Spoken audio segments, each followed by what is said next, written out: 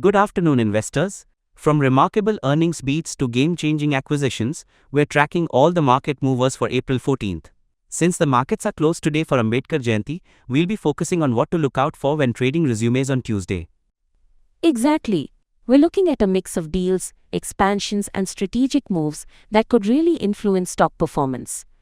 Should be an interesting day. First up, we have GMR Power and Urban Infra Limited. They're proposing to divest a stake in some non-operating assets. What's the big deal here? Well, this could be a significant move. They've signed a framework agreement to divest stakes in GMR Bajoli Holi, GMR Vemagiri, and GMR Rajamundry. And the consolidated consideration is INR 653 crore. Okay, 653 crore. That's a good chunk of change. But what does that really mean for the company? It means they expect to deleverage their balance sheet by about 4,400 crore rupees. Think of it like decluttering your house, getting rid of stuff you don't need to make the valuable items shine. So simplifying things to focus on their core business, right? That makes sense. Now let's look at Ahluwalia Contracts. Ahluwalia Contracts secured a new project worth 396.50 crore rupees from Godrej Properties. They are doing core and shell work for residential towers in Noida. That sounds like a pretty standard construction project. Is there anything that makes this particularly noteworthy? The scale and the client are pretty important. This project will take about 25 months, so it's a fairly long-term commitment and it's coming from a well-regarded developer like Godrej. Okay, a good solid project from a reliable client. Moving on, we have Tata Power. They signed a PPA with NTPC. What exactly does that mean in layman's terms? Basically, they're going to build a 200 megawatt firm and dispatchable renewable energy project using solar, wind, and BESS technologies. Think of it as Tata Power agreeing to supply a guaranteed amount of green energy to NTPC. Got it. So it's a commitment to renewable energy. And they're saying it will generate about 1,300 million units of electricity per year. That seems like a lot. It is. Plus, they're guaranteeing 90% availability during peak hours.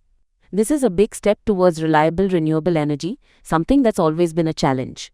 Okay, next up is NHPC. They've completed some trial runs and declared commercial operation dates. What's the headline here?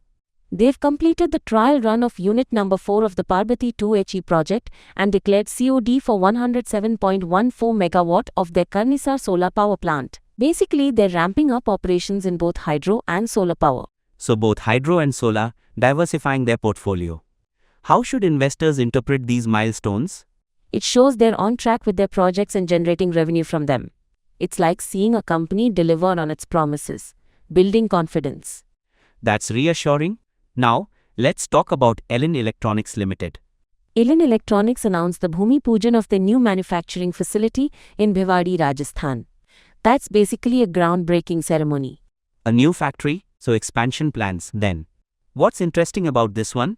Well, it's a decent-sized investment, about 90 to 100 crore rupees, and they're planning to manufacture medium and large appliances.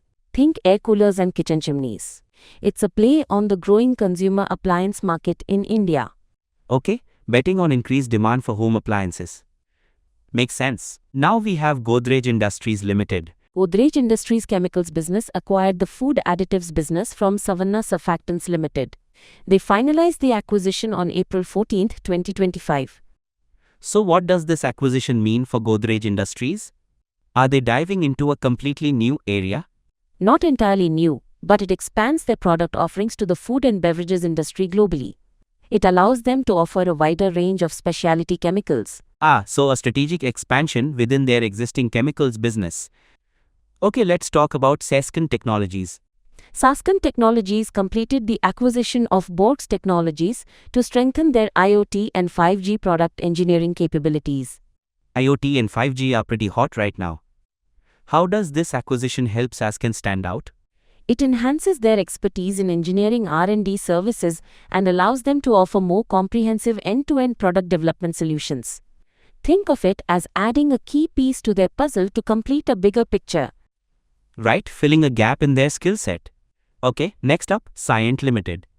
Cyient secured a strategic engagement for a hydrogen project in Bodo, Norway. It's a green hydrogen project in partnership with Greenidge and Luxcara. Hydrogen projects sound futuristic. What exactly will Cyient be doing? They'll be providing owners engineering and detailed plant engineering services. So they're helping to design and build the facility that will produce green hydrogen for those Westfjorden ferries. Okay, so contributing to a cleaner future. Moving on, we have AstraZeneca Pharma India Limited. AstraZeneca received a final order related to an income tax assessment for 2014 to 15, resulting in a tax relief of approximately 35.22 crore rupees. Tax relief? So good news for their bottom line then? Exactly. It resolves a long-standing dispute and frees up some cash. Every little bit helps, right? Absolutely. Now let's look at HEC Infra Projects Limited. HEC Infra Projects got a new work order from MIS Blue Pine Energy Private Limited for 9.62 crore rupees. Another construction project, it seems. What are the key details?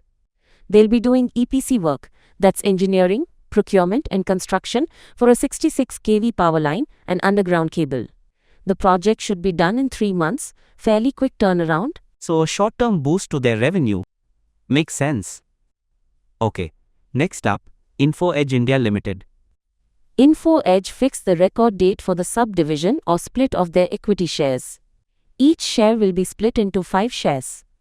Stock splits don't really change the fundamentals of the company, do they? Not really, but they can make the stock more accessible to smaller investors. Think of it as cutting a pizza into smaller slices. You still have the same amount of pizza. Good analogy. Now let's finish with HCL Technologies Limited. HCL Tech was recognized as a leader in Everest Group's AWS Services Peak Matrix Assessment. Plus, they've integrated AI Enterprise and Omniverse with their Gina AI solutions. Sounds like a lot of jargon. Can you break that down for us? Sure, being a leader in the Peak Matrix means they're recognized for their strong AWS cloud services. And integrating NVIDIA's AI and Omniverse is about boosting their AI capabilities and efficiency. It's like upgrading their toolkit. So they're positioning themselves at the forefront of cloud and AI technologies. It's pretty neat to see companies investing in the future. Disclaimer, we advise investors to check with certified experts before taking any investment decisions. Definitely. It shows they're forward thinking and looking to stay competitive in the market. It's worth noting that HCL Tech's consolidated revenues as of the last 12 months of 2024 total $13.8 billion. Impressive numbers. Last but not least, Interaj Building Solutions Limited. Interaj received 2 recognitions at the 16th CIDC Vishwakarma Awards. They were awarded Best Pre-Engineered Building, and their CEO Manish Garg received the Industry Captain Award. Awards are always a good sign, right? They can be.